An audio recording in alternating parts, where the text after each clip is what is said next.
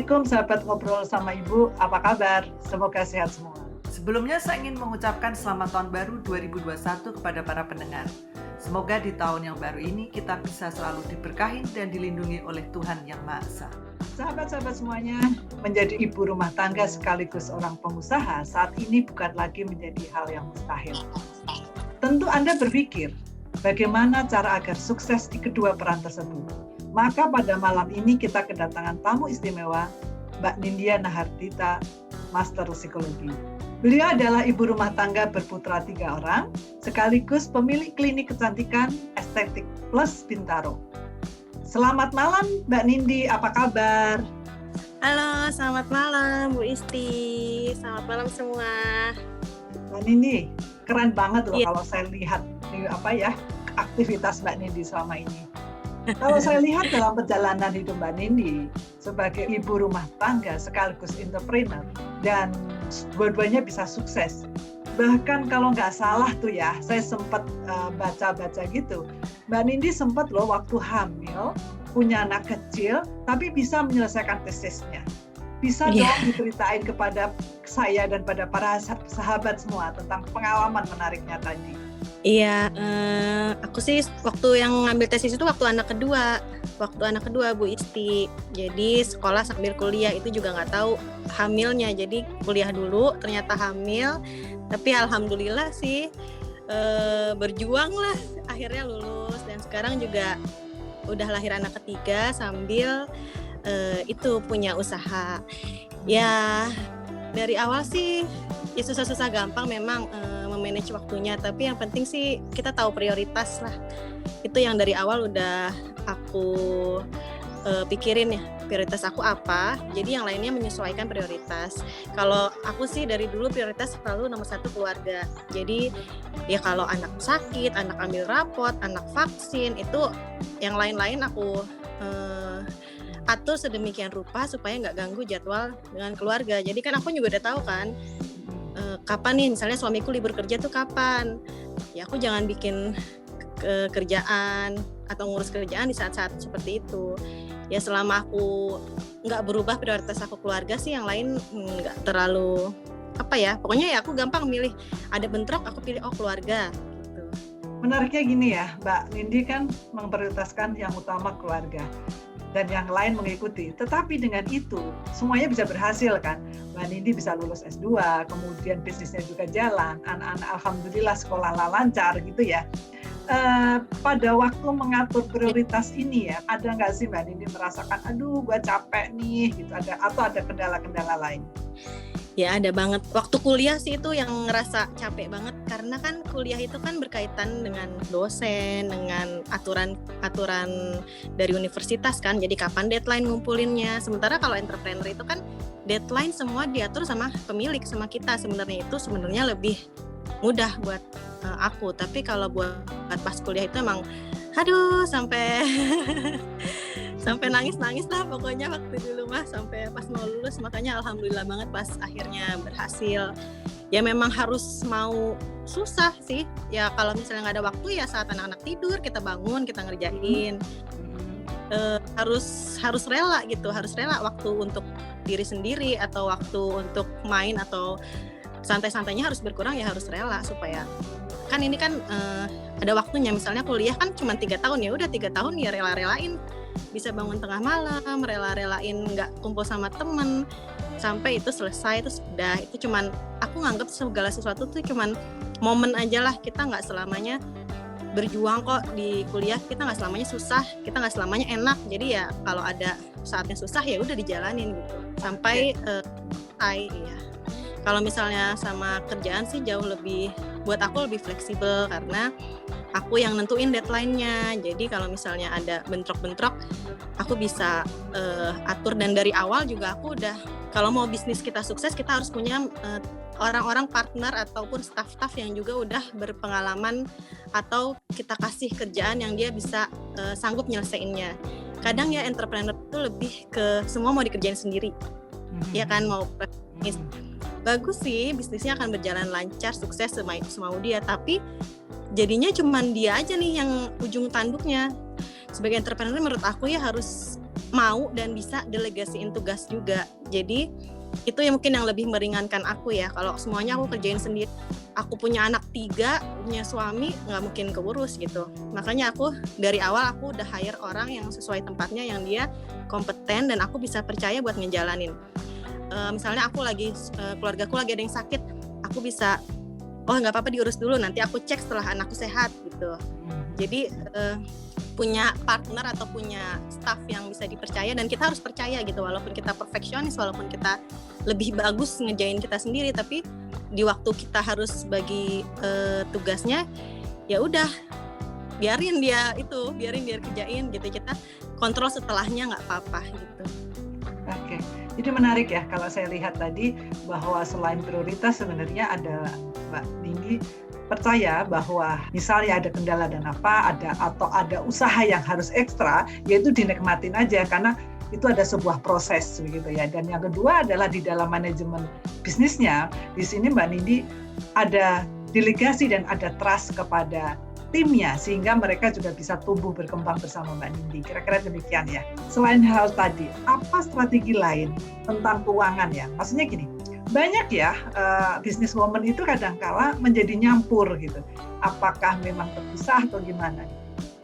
Kalau aku sih dapat privilege, aku double income. Maksudku suamiku ada pekerjaan ya. Mungkin kalau single income satu-satunya bisnis itu strugglingnya lebih besar ya. Income aku di bisnis ini adalah income tambahan. Nah di situ aku bisa stay in di satu rekening ya di situ aja, harus muter di situ, jangan kepake. Kalau kepake harus segera diganti gitu. Karena kalau udah nyampur, awal-awal aku masih nyampur tuh, itu udah nggak tahu untung nggak tahu rugi, cuman berdasarkan catatan, loh katanya untung kok uangnya nggak ada, udah nggak bisa. Jadi kita harus dipisahin dengan uang PT, uang pekerjaan dengan uang sendiri. Ya harus disiplin dalam mengelolanya.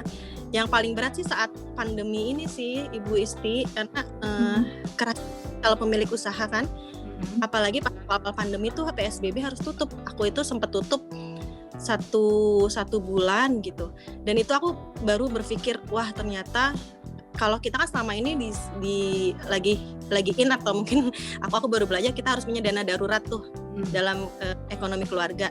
Sekarang aku baru kerasa bahwa PT, maksudnya bahwa usaha itu juga harus banget punya dana darurat, karena kita nggak tahu nih akan terjadi apa. Dan kemarin itu makanya aku sekarang belajar deh gimana caranya PT kalau ada untung disimpan dan harus ada alokasi buat dana darurat kalau terjadi sesuatu gitu. Kan berat banget ya, aku ngerasain dan aku yakin semua pengusaha merasakan hal yang sama. Dan saat itu, di saat banyak karyawan yang di PHK, karyawan yang dirumahkan, aku karyawanku memang nggak banyak, hanya 7-8 orang lah, nggak banyak. Dan mereka tuh kerja sama aku tuh udah 2 tahun, 3 tahun, maksudnya selama ini dan mereka loyal kerja sama aku. 3 tahun, 4 tahun lah, aku punya usaha itu udah 4 tahun, 5 tahun. Aku di situ cuman berpikir gimana caranya walaupun aku rumahkan mereka tetap dapat gaji gitu. Jadi mindset aku berubah saat itu. Aku nggak mikir untung, aku cuman yang penting income gue pas buat mereka gajian. Aku udah kayak gitu aja mindset aku, gimana aku loyal sama mereka. Aku nggak mau mereka gaji pokoknya nggak dapet utuh gitu. Di saat orang-orang lain banyak yang mungkin berat akhirnya motong gaji karyawan atau gimana, dengan niat aku seperti itu ya alhamdulillah ya, ada aja gitu Bu Isti jalan kayak pemasukan itu bisa pas ya, lebih dikit dari gajian mereka. Jadi aku tuh udah deh gue muka tabungan deh buat gaji mereka. Tapi ya alhamdulillah kok ada aja. Jadi aku memang kita harus kreatif, gimana kita bikin home treatment, gimana kita jual vouchernya dulu, nanti buat treatment later gitu. Terus kita jual yang suntik-suntik kesehatan. Dan dari situ alhamdulillah sih klinik kita walaupun tutup tapi nggak pernah ada 1 bulan yang kita nggak ada pemasukan. Jadi selalu ada lah untuk gaji-gaji karyawan, walaupun mepet-mepet tapi alhamdulillah nggak sampai buka tabungan gitu atau gimana gitu. Jadi memang kembali lagi kalau ke usaha itu niatnya juga sih, maksudnya niatnya untuk diri sendiri atau niatnya orang lain. Karena dari awal aku udah diajarin sama mertuaku juga yang pebisnis, gimana itu kalau punya usaha kita niatkan untuk membuka lapangan pekerjaan. Jadi aku ingat-ingat itu terus. Jadi jangan sampai aku mecat orang, jangan sampai aku PHK orang. Aku ingat-ingat terus, apalagi karyawan aku cuma dikit gitu kan. Jadi alhamdulillah sih ada aja jalan sampai akhir tahun ini. Semuanya masih, karyawannya masih tetap ada, kliniknya tetap berjalan. Alhamdulillah ya. Tentu hal itu sangat menantang ya Mbak Nindi ya, karena Mbak Nindi juga berpikir untuk bagaimana supaya usaha selamat, kemudian tidak ada PHK gitu ya. Dan di satu sisi anak waktu itu kalau nggak salah Mbak Nindi juga sedang hamil kan, sehingga harus mengurus keluarga dan diri sendiri karena sedang mengandung anak ketiga gitu ya. Nah, waktu itu apa yang menjadi strategi atau tips dari Mbak Nindi dalam melewati masa tersebut? Jadi memang waktu itu fokusnya benar-benar ke kerjaan sih. Anak, karena ini kan genting ya. Jadi waktu kemarin itu memang ada dirubah sedikit prioritasnya, tapi tetap paralel ya Mbak ya, kalau aku lihat ya. Dari penjelasan Mbak Nindi pagi tadi.